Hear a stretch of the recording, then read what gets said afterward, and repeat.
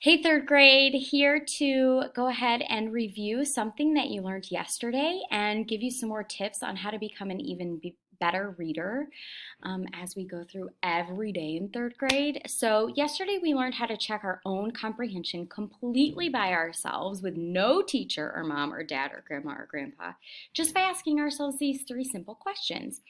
And we need to be doing this at least every chapter, but lots of times, depending on how many things are happening in your book, you may need to stop more often than that. Every section or so, maybe halfway through every chapter, and at the end, to ask yourself who is in this part, name the characters, and remember, we don't just say, like, oh, that boy or that grandpa. If you don't know the characters by name, that's a clue that you need to go back and reread some things. Explain what just happened. Have the characters changed? Has an exciting event happened? Have they moved from one setting to another? And does this fit with something that's already happened or is this new? Now, I find that that third question is the trickiest. And what I think we're asking when we ask ourselves that question is, was there anything that seemed unusual in what I just read? Did characters act a way that I wouldn't have expected them? Did something happen that I really was not predicting? And if so, sometimes what that means is that the author's trying to give you a clue that something is about to happen that's out of the norm. So it can help you make better predictions just by asking yourself, did anything feel off in what I just read? So, besides asking ourselves these three questions to check our own comprehension, we can do something else that helps build our understanding of the text, and that is asking ourselves, what is the author in this text asking me to do for my mind work? And what I mean by mind work is exactly how it sounds. What is the author asking your mind to do? What is the work that you need to be doing while you're reading? And usually that can look like two different things when we're reading a narrative. A lot of times it can mean creating a mental movie of what's happening, which comes in handy particularly with chapter books since they don't have as many pictures. So we call that envisioning, right? Or visualizing. As you're reading, you're getting information about what things look like in the story, what you might even be smelling in the story, what things feel like in the story. If they're eating something, you might get some descriptions about what they taste like. So you are creating a movie in your mind as you're reading, even though you don't have the pictures in front of you. Also, an author might be asking you to list or collect different pieces of information. You might have to stop the mental movie because they're asking you to really pay attention to some clues. So, how do you know whether an author is asking you to envision and make that mental movie or to stop and start collecting or listing some information? Well, I've got a friend who can help us figure it out. Let's listen to what she has to say. Reading a book and it feels like you're in a movie. Moments where you can see the characters, you can see what they're doing, you can picture what they're saying and how they're interacting with one another. Those are moments where we can be picturing our books as movies. Did you hear what she just said? If the things that you're reading, if the information that you're receiving from the author gives you the mental image to create a movie, then that's probably what you should be doing. If it's very descriptive writing where you feel like you could create all of those events in your brain with a clear picture, then you're on the right track. You should be envisioning. Making that mental movie in our mind. But there's moments where our author might bring that image to a halt. And when they do that, that means they bring it to a stop, which means it might be a place where we want to take time to collect and grasp more of the story. It might be a place where it's helping us understand more of what's going on beyond the interaction between our characters. So, readers, I was thinking we could try this with our real out text, Indian Shoes. We're going to revisit the chapter, Don't Forget the Pants. And while we're reading this chapter, we're going to be working on that mental movie, but also noticing those moments where the author wants us to list out or collect information. Normally, we would do this work in our minds, but today we can do some of this work trying by acting out those moments where we feel like we're watching a movie, like a 3D movie. and listing across our fingers the moments when it feels like the author wants us to list and collect important information. All right, friends, now we're going to pause for just a moment, and I want to make sure that we know exactly what's happened in the story, review kind of what we've learned already. We're going to do our own comprehension check by rereading some of the information and making sure that we are ready to hear some of Chapter 2 that we haven't previously heard. So, just to review, what we have read already, we know that our characters are Ray and Grandpa Half Moon, and they started the story by going to a Chicago Cubs game where, how special was this? They were playing the St. Louis Cardinals, and Ray was noticing that Grandpa Half Moon was doing a lot of memory sharing, and Ray was able to kind of infer that Grandpa Half Moon was feeling homesick, and he had previously seen a pair of moccasins at an antique store, and so he did some bargaining and some problem solving and was able to take those to Grandpa Half Moon, which made him feel like he was just at home. Now, in Chapter 2, we start with Ray and Grandpa Half Moon arriving at a building where there's going to be a wedding. We have Jonah, who's the groom, and Nancy, who is the bride, and Ray has been asked to be the ring bearer. And to help him hang on to the diamond ring, he has asked Grandpa Half Moon to help him.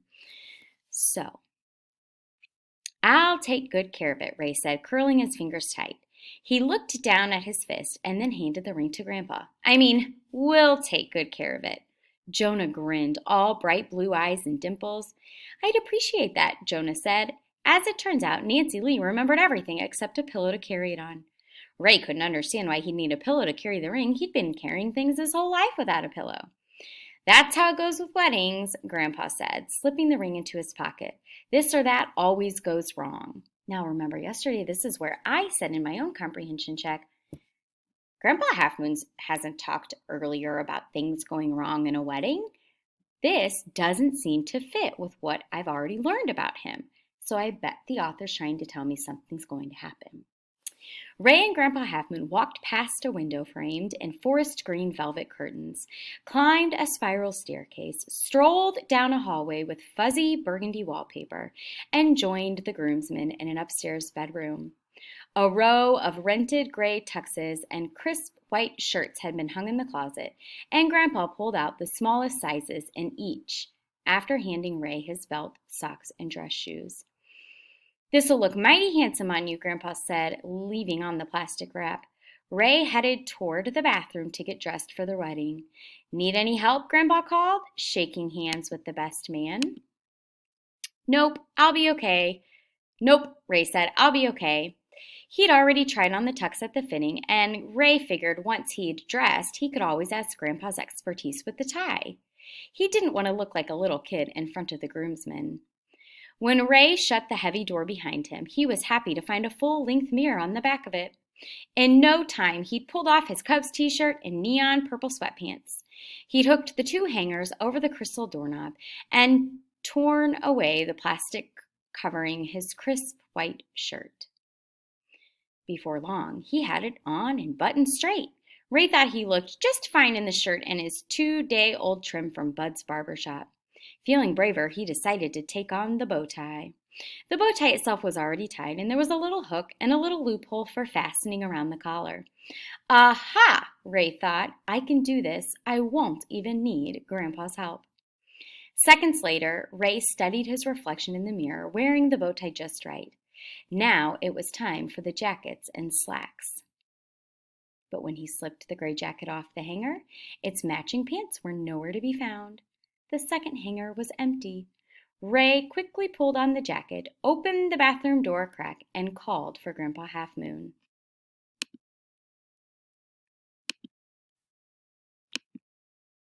We'll be reading apart from Don't Forget the Pants, and we're going to start right here where we left off. It says, Ray quickly pulled on his jacket, opened the bathroom door a crack, and called to Grandpa Half Moon. How are you doing in there? Grandpa asked, walking over with a white rosebud boutonniere. Ray stepped back from the door to let him in. No pants, he said, holding up the empty hangers. Can you double check the closet? Grandpa set the boutonniere on the counter and sped off, while Ray waited in the bathroom. A couple of minutes later, Grandpa returned and shut the bathroom door. Are you paying attention to what she's doing? In the beginning, our reader was acting the story out like a mental movie, but she put it in 3D form. Now, I hope you're noticing she is counting on her fingers. She is listing important information that the author is giving. The movie has been halted, and now she's collecting important information. No pants, Grandpa Halfmoon confirmed. I checked 3 times. They could still hear the groomsmen laughing outside about who knew what, but in the bathroom, nothing seemed funny. Ray shifted his weight from one sock-clad foot to the other. I can't go out there in my underwear, he said, holding up his neon purple sweatpants. Can I just wear these? I don't reckon so, Grandpa answered. Everybody be staring at you instead of Nancy Lee. Rap, rap, rap, rap came a knock on the bathroom door. Ray and Grandpa heard the best man's friendly voice. 10 minutes until showtime, he said. Readers, do you see how we read this part, working to build that mental movie in our minds? We had moments like Ray talking with his grandpa, where we can hear them going back and forth worried about, like, I've checked for the pants, I don't know where they are. Can I wear these? We can picture those moments of them talking to one another. We can picture moments like somebody knocking on the door. But there's other moments where the author signals for us to take in some information. This particular part of the text allows us to take in what's happening around Ray and Grandpa. It's allowing us to take in this atmosphere of the groomsmen laughing and having a good time, while Ray and Grandpa are panicked, trying to figure out what to do with the missing pants. Readers, as we're reading our books, we have to turn our minds up. We have to ask ourselves, what type of thinking work and mind work do we have to do at this particular part of the text?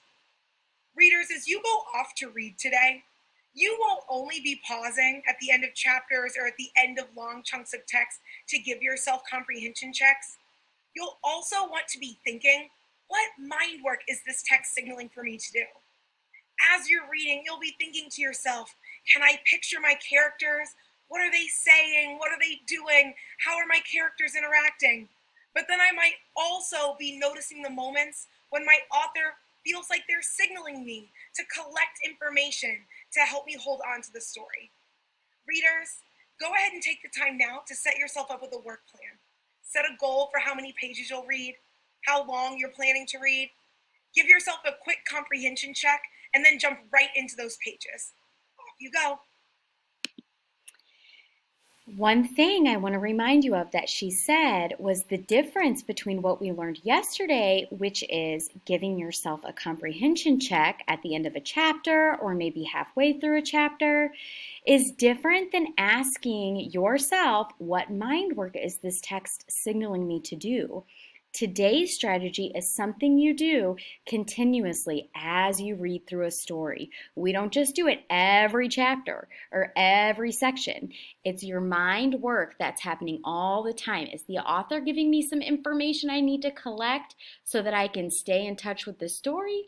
Or is the author writing some very descriptive writing for me to make a mental movie out of? So be sure to create a plan, like she said.